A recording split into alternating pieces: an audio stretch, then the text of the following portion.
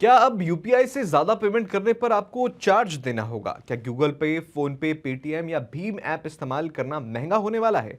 Social media पर इस तरह के दावे कई सारे किए जा रहे हैं, लेकिन संसद में बिल पास होने के बाद अब असली नियम क्या है? किसे चार्ज देना पड़ सकता है और किसे नहीं? आइए इस वीडियो में पूरा मामला समझते हैं। नमस्कार, आप देख रहे हैं टीवी 9 का खास शो पैसा, पॉलिसी और पब्लिक। मैं हूं अरुण सुंदराल।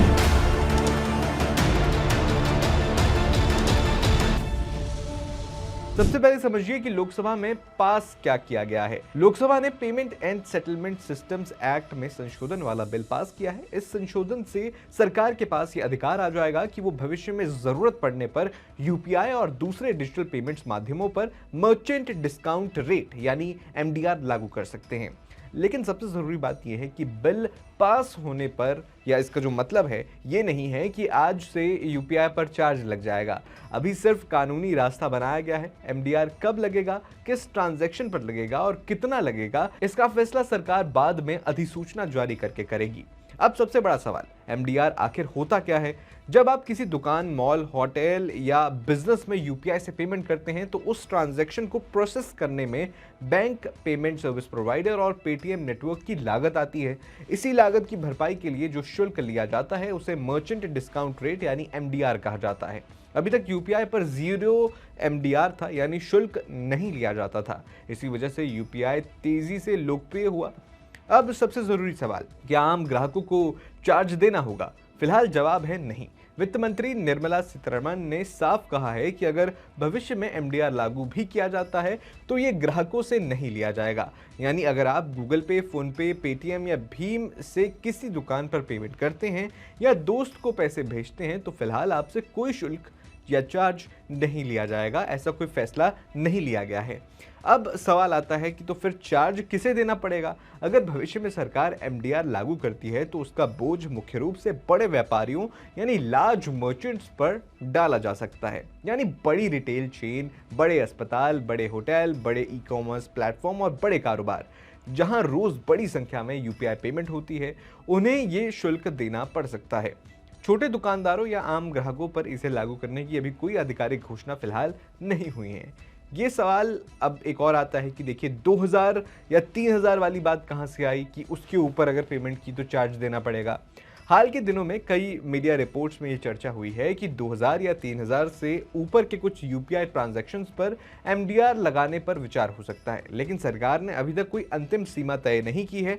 यानी ये सिर्फ संभावनाएं हैं, नियम नहीं है। जब तक सरकार आधिकारिक अधिसूचना जारी नहीं करती तब तक किसी भी रकम को अंतिम मानना सही नहीं होगा। अब सवाल आता है कि सरकार ऐसा क्यों करना चाहती है। देखिए, पिछले कुछ सालों में यूपीआई दुनिया का सबसे बड़ा रिटेल पेमेंट सिस्टम बन चुका है। हर महीने अरबों ट्रांजैक्शंस हो रहे हैं, लेकिन इन ट्रांजैक्शंस को चलाने के लिए बैंक, फिनटेक कंपनियां और पेमेंट सर्विस प्रोवाइडर्स लगातार टेक्नोलॉजी, सर्वर, साइबर सिक्योरिटी और फ्रॉड रोकने पर भारी खर्च करते हैं। उद्योग लंबे समय से कह रहा है कि 0 एमडीआर मॉडल में इन खर्चों की भरपाई करना मुश्किल हो रहा है।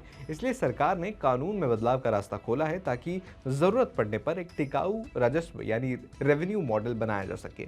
अब सवाल है कि क्या व्यापारी ये चार्ज ग्राहकों से वसूल सकते हैं? सीधे तौर पर तो ग्राहकों पर एमडीआर डालने का कोई फैसला नहीं हुआ है, लेकिन अगर भविष्य में बड़े व्यापारियों को एमडीआर देना पड़ता है तो कुछ व्यापारी अपनी कुल लागत से या कुल लागत का जो सामान है या सेवाएं हैं उनकी कीमत में इसे शामिल करने की कोशिश कर सकते हैं। यानी कुछ मामलों में अप्रत्यक्ष असर देखने को मिल सकता है। किन पर? ग्राहकों पर। हालांकि इस बारे में अभी कोई अंतिम नियम जारी नहीं हुआ है। अब सबसे बड़ा सवाल है कि आम लोगों को भी अभी जो है क्या करना चाहिए इस खबर के बाद।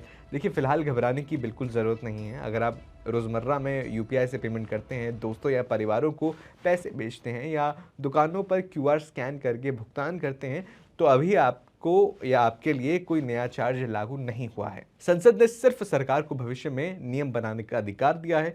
अंतिम फैसला सरकार की अधिसूचना के बाद ही लागू होगा। तो इस पूरे मामले का अगर आपको निष्कर्ष बताऊं तो इस समय सबसे महत्वपूर्ण बात यह है कि यूपीआई अभी भी आम ग्राहकों के लिए पहले की तरह मुफ्त है। सरकार ने सिर्फ कानून में बदलाव किया है जिससे भविष्य में जरूरत पड़ने पर एमडीआर लागू किया जा सके। अभी तक के जो आधिकारिक बयान हैं उनके मुताबिक अगर एमडीआर लागू होता है तो उसका उद्देश्य बड़े व्यापारियों से चार्ज लेना है, आम यूपीआई यूजर से नहीं।